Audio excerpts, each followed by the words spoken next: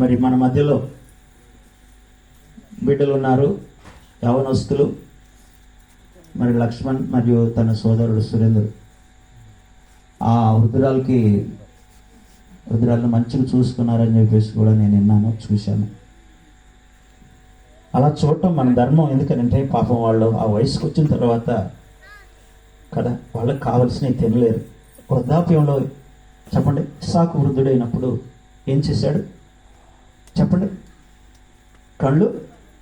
కళ్ళు మంద దృష్టి వచ్చినప్పుడు, ఆకలి లేక మంచి మాంసం తినాలనుకున్నప్పుడు, ఆశ కలిగినప్పుడు ఏం చేశాడు? తన బిడ్డలను పిలిచి కదా, మంచి భోజనం నాయన, నాకు కొంచెం అడవికి వెళ్ళి వేటాడి మంచి భోజనం తీసుకురా నాయన అని చెప్పాడు. అలాగే దేవుని ప్రియులరా, మరి వృద్ధాప్యం అనేటువంటిది మనం కూడా ఆ స్థితికి వెళ్ళిపోవాలి. ఆ స్థితిలో ఉన్న వాళ్ళని మరి బైబిల్ అంటుంది, వృద్ధులను మనం గద్దించవద్దు, తండ్రిగా భావించాలని కూడా బైబిల్ అంటుంది. కాబట్టి ఈ స్థితిలో మరి వృద్ధులను వారు చక్కగా వృద్ధురాలు వెంకమ్మ గారిని మంచిగా చూసుకున్నారు. అలా చూసుకోవటం మన ధర్మం అని చెప్పేసి కూడా మీకు తెలియచేస్తా ఉన్నా. సరే, చాలా మంచిది. కొద్ది నిమిషాలు దేవుని వాక్య భాగంలోకి వెళ్దాం. ప్రియులారా, నిర్గమకాండము దయచేసి దేవుని పరిశుద్ధ గ్రంథంలో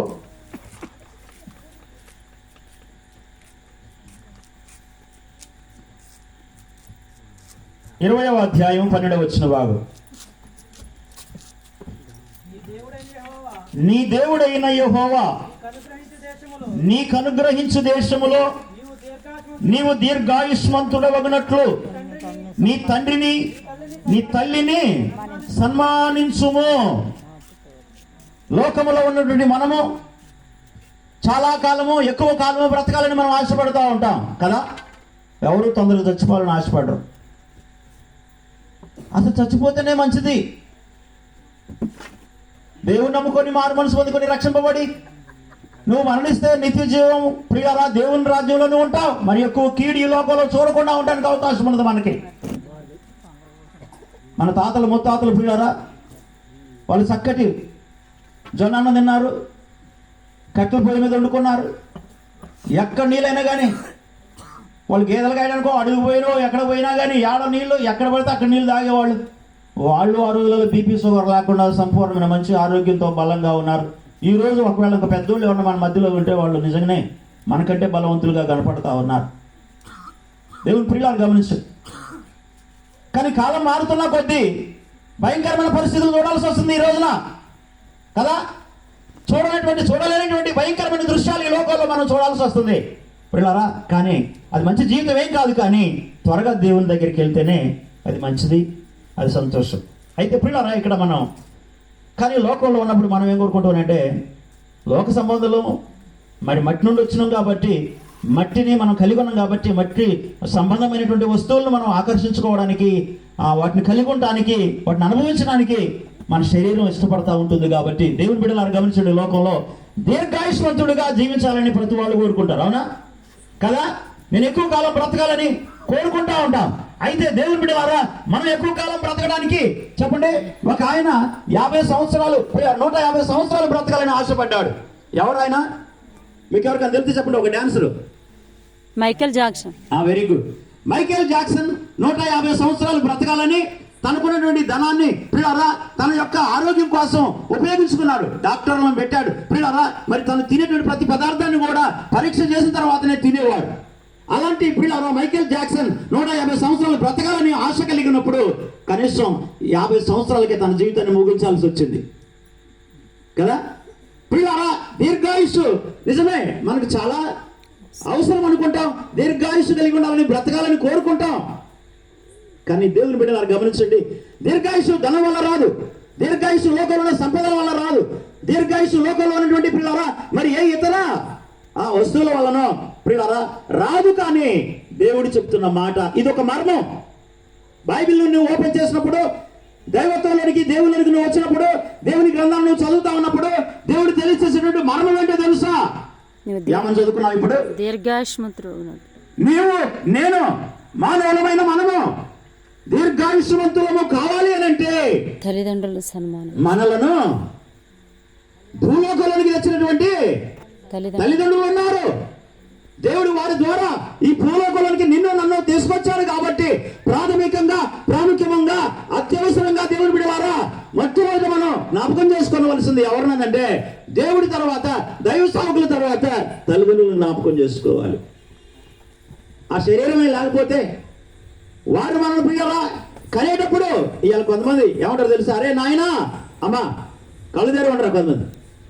ఏమంటారు తెలుసా, ఓరే నాయనా ఆ రోజు నా పుట్టినప్పుడు వడ్ల కింద నీ గొంతులో అది గుర్తే బాగా గుర్తు వడ్ల కింద నీ గొంతులో అయితే తేడా పోయేది అలా ఏంటో నాకు ఈ బాధలో కదా. కొడుతుంటారు, తిడుతుంటారు, నెడుతుంటారు, ఇంక ఏమి అసలు ఎన్ని ఇబ్బందులు పెడతారు. కనుక దేవుని పిల్లారా దయచేసి గమనించండి. కానీ దేవుడు చెప్పే మాట ఏంటంటే నీ కన్న తల్లిదండ్రులను ఏంటంట, నిన్ను కన్న తల్లిని విడనాడకము, వృద్ధాప్యంలో కూడా తల్లిని విడనాడవద్దని అంటుంది బైబిల్.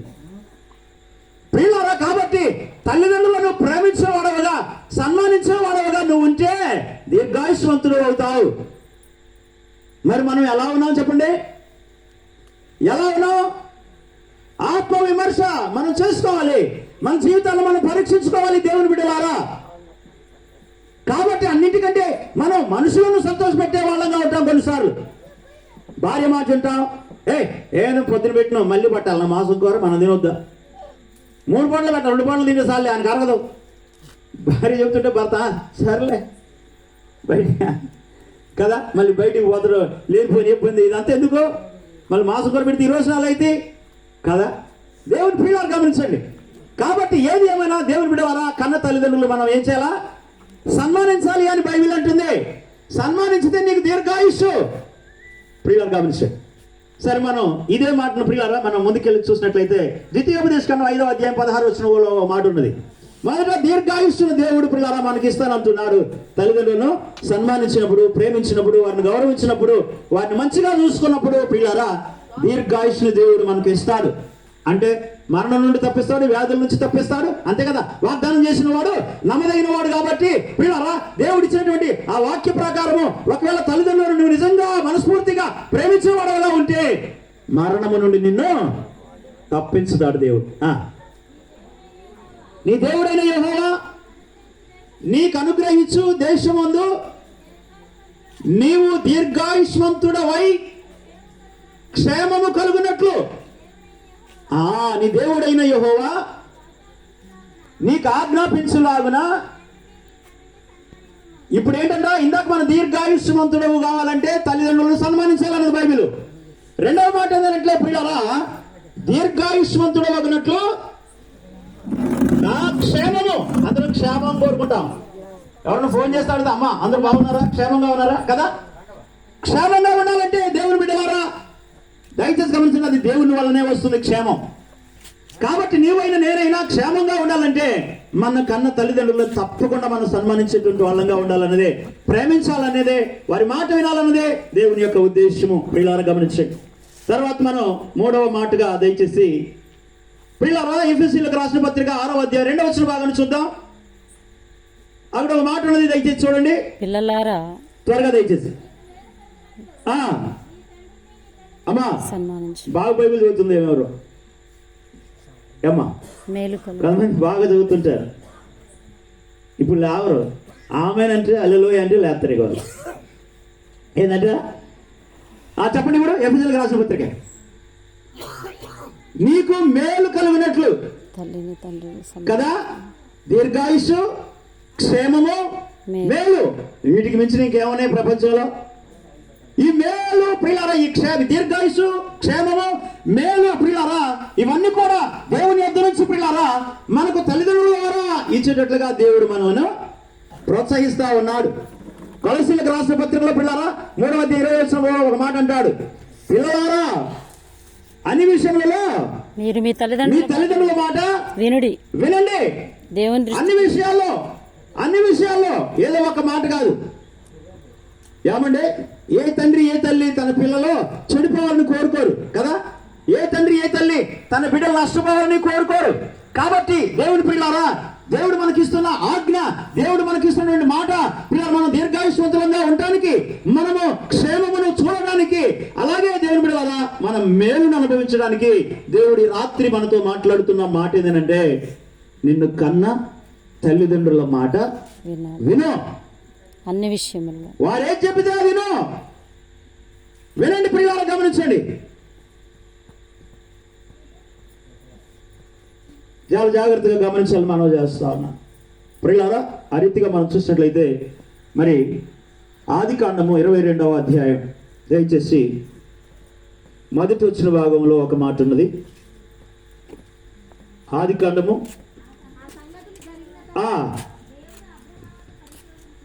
దేవుడు అబ్రహామును పరిశోధించెను. ఆయన అబ్రహామా అని పిలువగా అతడు చిత్తము ప్రభువా అనెను.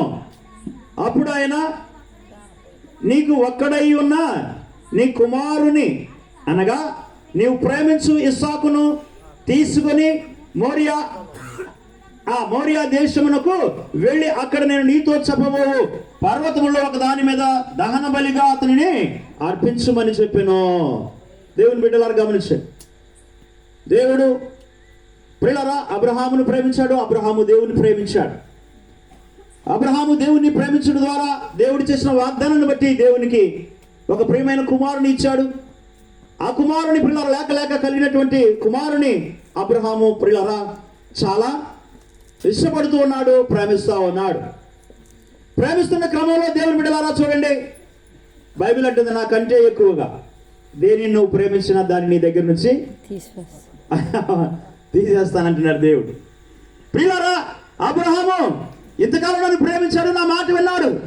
సరే కుమారుని ఇచ్చాను కదా, ఆ కుమారుని బట్టి నన్ను ద్వేషిస్తాడా ప్రేమిస్తాడా? చిన్న పరీక్ష అబ్రహాం జీవితంలో జరిగినప్పుడు దేవుని బిడ్డలారా దేవుడు తన కుమారుని తీసుకొని ప్రియులారా పర్వతం దగ్గరికి వెళ్ళి, ఇదిగో నీ కుమారుని నాకు బలిగా అర్పించు అని అనగానే దేవుని బిడ్డలారా అబ్రహాము సిద్ధపడిపోయాడు. దేవుడు ఇచ్చాడు, దేవుడికే ఇవ్వడానికి సిద్ధపడ్డాడు దేవుని బిడ్డలారా. చూడండి మరి కుమారుని విషయం ఏమై ఉన్నదో 7వ వచన భాగంలో ఎప్పుడు చూద్దామా.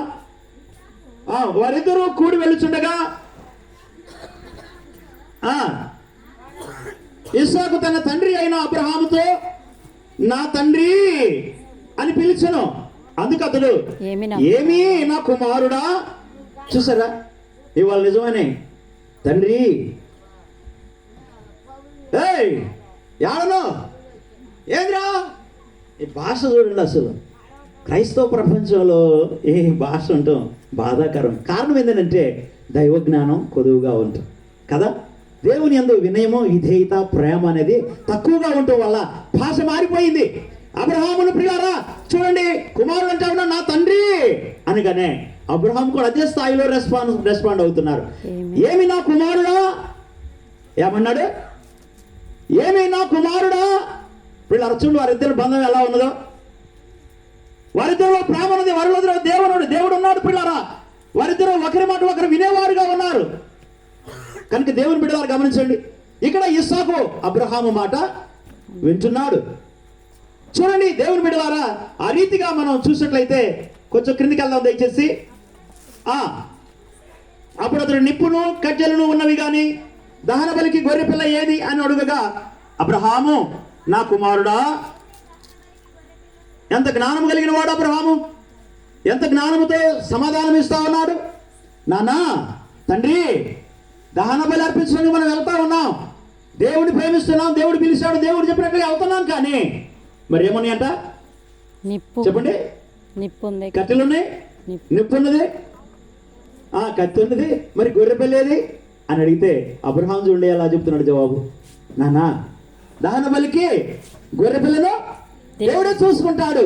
పిల్లలు చూడండి ఎంత జ్ఞానంతో పిల్లరా చెప్పేటువంటి మాట.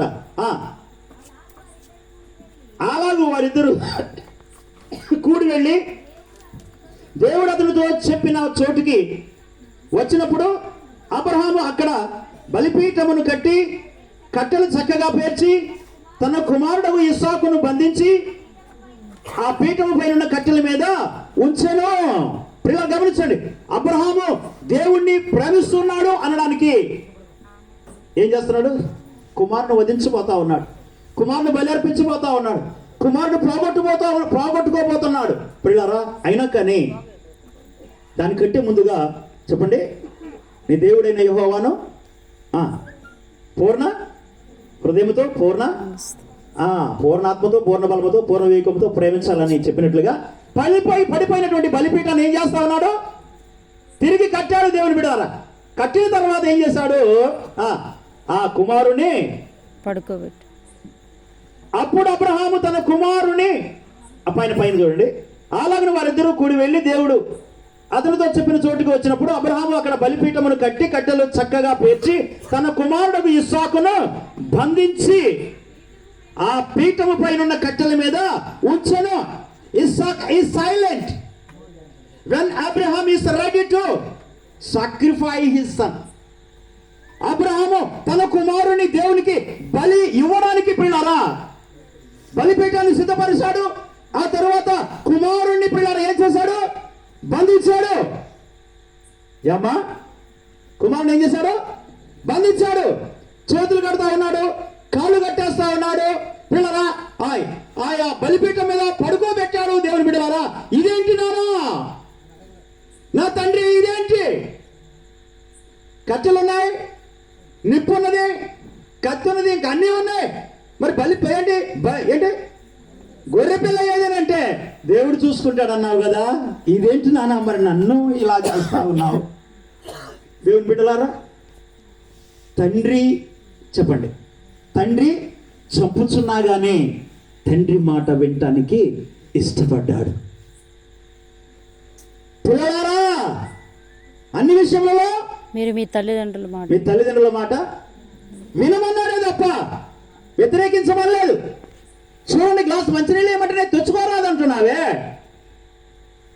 ఏమా చదువుకోమ్మా అని అంటేనే చదవటం లేదే. బైబిల్ చదువుకోమ్మా, సెల్ ఫోన్లో వాక్యాలు వినమ్మా, పాటలు వినమ్మా, పాటలు నేర్చుకోమ్మా, మంచి వాక్యాలు వినమ్మా, పరిచయం చేయమ్మా అని అంటే ఎంత వ్యతిరేకిస్తున్నావు? నాయన కోపడమాకు, ఆవేశపడమాకు, ఇది అర్థం చేసుకో, జ్ఞానం తెచ్చుకో, తల్లిని ప్రేమించు, తండ్రిని ప్రేమించు, చెల్లిని ప్రేమించు, నాన్నని ప్రేమించు, అయ్యా పరిచయం చేయయ్యా, ప్రార్థన చేయయ్యా అని అంటే ఎంత కోపడుతున్నావు? ఇస్సాకును ఒకసారి జ్ఞాపకం చేసుకో. నీకొకళ్ళ తండ్రి ఉంటే, నీకొకళ్ళ తల్లి ఉంటే, ఈ రోజున ప్రియమైన కుమారుడు కుమార్తె, చిన్నపిల్లవారా, ఎవరి బిడ్డలారా, నువ్వు నిజంగా దేవుని నమ్మి ప్రార్థనకి వెళ్ళేవారుగా ఉంటే ఛాలెంజ్, ఇస్సాకును నీ జీవితంలో తెచ్చుకోవడానికి ప్రయత్నం చేయి. ఇస్సాకులాగా నీ తండ్రి మాట వినటానికి నువ్వు నీ యొక్క హృదయాన్ని సిద్ధపరుచుకో. ఇస్సాకులాగా దేవుని బిడ్డలారా, నీ యొక్క జీవితాన్ని పిల్లలారా దేవునికి తండ్రికి అర్పించడానికి సిద్ధపడు. కాళ్ళు కట్టేశాడు, చేతులు కట్టేశాడు, బలిపీఠం మీద పడుకోబెట్టాడు. దేవుని బిడ్డలారా చూడండి, అప్పటి వరకు పిల్లరా ఇస్సాకు చాలా అద్భుతమైనటువంటి వినయమును కలిగి ఉన్నాడు, విధేయత కలిగి ఉన్నాడు. దేవుని బిడ్డలారా గమనించండి, అప్పుడు అబ్రహాము కూడా పిల్లరా ఏమాత్రం సంకోచించలేదు. దేవుడు చెప్పినట్లు చేస్తానే ఉన్నాడు. దేవుని మాట అబ్రహాం వింటున్నాడు, అబ్రహాం మాట తన కుమారుడు వింటా ఉన్నాడు, తన కుమారుడు ఇస్సాకు మాట పిల్లరా తన బిడ్డలు వింటా ఉన్నారు. ఇది మన కుటుంబాలకు అవసరం, ఇది మన సమాజానికి అవసరం, ఇది మన సంఘానికి అవసరం. దేవుని బిడ్డలారా, నువ్వంటే if you listen your elders word then your followers will follow you. నువ్వు పెద్దవాళ్ళ మాట వింటే నీకంటే చిన్నవాళ్ళు నీ మాట వింటారంట. అర్థమవుతుందా? అందరికంటే పెద్దవాడు దేవుడు. దేవుడి మాట అబ్రహాం విన్నాడు, అబ్రహాం మాట తన కుమారుడు విన్నాడు. వీళ్ళారా గమనించండి, దాని మూలంగా దేవుని బిడ్డలారా దీర్ఘాయుష్మంతుడు అవుతాడనే వాక్యం ప్రకారం 180 సంవత్సరాలు దేవుని బిడ్డలారా ఇస్సాకు జీవించాడు. ఇస్సాకు చేస్తున్నటువంటి పిల్లలా పనులన్నీ కూడా చెప్పండి దేవుడు ఆశీర్వదించాడు. తెలుసా ఇస్సాకు అంటే అర్థమైంది ఏంది? అది ఈ వంతు తెల్లారు చెప్పొచ్చు. ఏంటిది అదే మీరు ఇస్సాకు అంటే ఏంటి? ఏంది ఆగేది? ఇస్సాకు అంటే ఏంటి చెప్పండి. మీరు నువ్వు చాలా లేకపోతావు, చెప్పుకుండా మేము వినుకుండా పోతే ఫలించు, నూరంతలుగా ఫలించేవాడట కదా. కాబట్టి తండ్రి మాట విన్నాడు కాబట్టి, దేవుడి మాట విన్నాడు కాబట్టి ఇస్సాకు నూరంతలుగా ఫలించాడు. అలాగే దేవుని ప్రియులారా మనందరం కూడా ప్రభువులందు మనము ఫలించేవారముగా ఆశీర్వదింపబడే వారముగా ఉండాలన్నది దేవుని యొక్క ఉద్దేశం. కాబట్టి దయచేసి గమనించండి, దేవుని బిడ్డలమైనటువంటి మన జీవితాల్లో మనకన్నా తల్లిదండ్రులు నిజంగా మన మీద ఎన్నో ఆశలు పెట్టుకుంటారు కదా. నా కుమారుడు నా కుమార్తె మంచి భక్తి పరురాలు, మంచి ప్రార్థనా పరుడు కావాలని, దేశ విదేశాల్లో మంచి సువార్తను ప్రకటించే వాళ్ళుగా, లేకపోతే సమాజానికి మంచిగా ఉపయోగపడే వాళ్ళుగా కదా. 1,00,000 మందిలో నా కుమారుడు ఒకడు గొప్పవాడుగా ఉండాలని కోరుకుంటారు. కాబట్టి దేవుని బిడ్డలారా, ఆ రీతిగా తల్లిదండ్రులు ప్రేమించి దేవుని యొక్క దీవెన, తల్లిదండ్రుల యొక్క ఆశీర్వాదం అనుభవించాలని ప్రభు పేరిట ప్రేమతో మీకు అందరికీ మనవి చేస్తా ఉన్నాను. కాబట్టి దేవుని బిడ్డలారా, చివరిగా ఒక మాట చెప్తారు. కీర్తనల గ్రంథం దయచేసి ఒక మాట చూస్తారా? ఒక మాట దయచేసి కీర్తనల గ్రంథము 2 నిమిషాల్లో ముగిస్తాను. శ్రీనివాస్ గారు, అమ్మో ఆకలి అయిపోతుంది. ఏంటి ఆవేశం? దోమలు తిప్పి కానీ నాయన నువ్వు కానీ అసుగారు లేదు, ఏ అసుగారు లేదు. ఎందుకు చెప్పుకుంటూ సిగ్గాట్లేదు కానీ ఒకళ్ళు రైట్. 2వ అధ్యాయం, కీర్తనల గ్రంథం 2వ అధ్యాయం 12వ వచన భాగము జాగ్రత్త గుర్తుపెట్టుకో. ఎందుకు ఆయన కోపము త్వరగా రగులుకొనును, కుమారుని ముద్దు పెట్టుకొనుడి, లేని ఎడల ఆయన కోపించును. ఏమన్నాడు మరి? క్రీస్తు దగ్గరికి రమ్మని దేవుడు చలవిస్తా ఉన్నాడు. కుమారుని ముద్దు పెట్టుకోవాలా? ప్రభువైన యేసుక్రీస్తునందు నువ్వు మారు మనసు పొందుకొని రక్షింపబడాలా? అదే నీకు మేలు. కాబట్టి దేవుని బిడ్డలారా, దయచేసి గమనించండి.